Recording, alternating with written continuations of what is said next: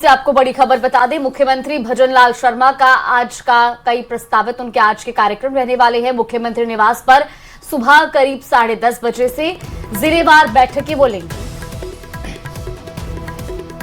आगामी बजट को लेकर विधायकों और प्रत्याशियों से संवाद रहेगा। अजमेर, ब्यावर, भीलवाड़ा, नागौर, डीडवाना, कुचामन, टोंक, श्रीगंगानगर, हनुमानगढ़, चूरू, बीकानेर, भरतपुर, डीग, धौलपुर, करौली, सवाई माधोपुर, अरवल, खैरथल, तिजारा और बहरोड़, दौसा जिले के विधायकों और प्रत्याशियों के साथ बैठक करेंगे। तो बजट सुझावों और क्षेत्रीय मुद्दों पर विस्तृत चर्चा इसमें होगी।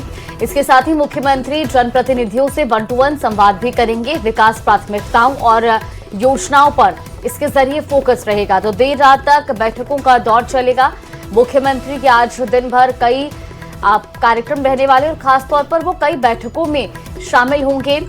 इसमें सबसे पहले बात करें तो सुबह 10:30 बजे से जिलेवार बैठकें बोलेंगे। आगामी बजट को लेकर विधायकों और प्रत्याशियों से मुख्यमंत्री संवाद करेंगे। इसमें अजमेर, ब्यावर, भीलवाड़ा, नागौर, डीडवाना, कुचामन, टोंक, श्रीगंगानगर, हनुमानगढ़, चूरू, बीकानेर, भरतपुर, डीग, धौलपुर, करौली, सवाई माधोपुर, अलवर, खैरथल, तिजारा और बहरोड़, दौसा जिलों के विधायकों और प्रत्याशियों के साथ बैठक होगी।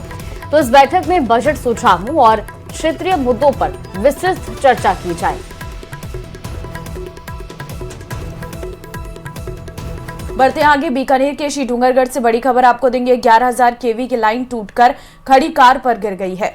तो बिजली की तार गिरने से कार में आग लगी। बिजली विभाग की बड़ी लापरवाही सामने आई है। सूचना के बावजूद कर्मचारियों ने समय पर फोन नहीं उठाया। फिर से इलाके में बिजली सप्लाई शुरू कर दी और लोगों ने आग पर इसके बाद काबू पाया। श्रीडूंगरगढ़ के आड़सर बास वार्ड नंबर 33 की घटना है। तस्वीरें आप देखिए, 11,000 केवी का तार टूटा और उसके बाद वो एक खड़ी कार पर जा गिरा जिसमें आग लग गई। और तस्वीरें आपको दिखा रहे हैं, ये कार आग की चपेट में धू-धू कर जलने लगी और इसके बाद स्थानीय लोगों ने इस पर काबू पाया।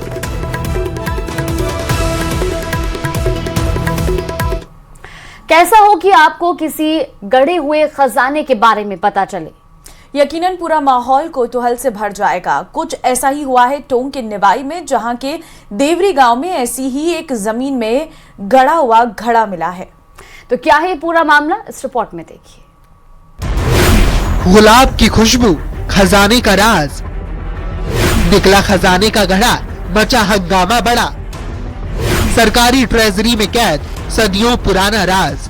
तारीख 3 जनवरी 2026, जगह टोंक का देवरी गांव, समय शाम के करीब 4 बजे। ये उस वक्त की डिटेल्स हैं जब चारागाह की जमीन पर ग्रामीणों को ताजी गुलाब की पंखुड़ियां और गीली मिट्टी दिखाई दी। गांव में सन्नाटा पसर गया। सबको लगा कि जमीन के नीचे किसी लाश को ठिकाने लगाया गया है। खौफ इतना था कि तुरंत पुलिस बुलाई गई, लेकिन जैसे ही जेसीबी ने करीब 15 फीट तक की मिट्टी हटाई, वहां से लोहे का भारी भरकम घड़ा मिला। ग्रामीणों को लगा कि सदियों पुराना खजाना हाथ लग गया है। फिर क्या था, हजारों की भीड़ उस घड़े पर टूट पड़ी। लोगों में इस घड़े को छूने और इसे लूटने की होड़ मच गई। हालात बेकाबू होते देख पुलिस को मोर्चा संभालना पड़ा और भीड़ को तितर बितर कर घड़े को अपने कब्जे में लिया। गांव के चौपालों पर अब सिर्फ एक ही चर्चा है कि भाई खजाना मिला है। कोई इसे सोने की मोहरों से भरा घड़ा बता रहा है तो कोई इसे चांदी की देग कह रहा है। ग्रामीणों का यहाँ तक दावा है कि उन्होंने घड़े के अंदर चमकता हुआ कुछ देखा है। ग्राउंड जीरो पर न्यूज 18 राजस्थान यहाँ पर मौजूद है।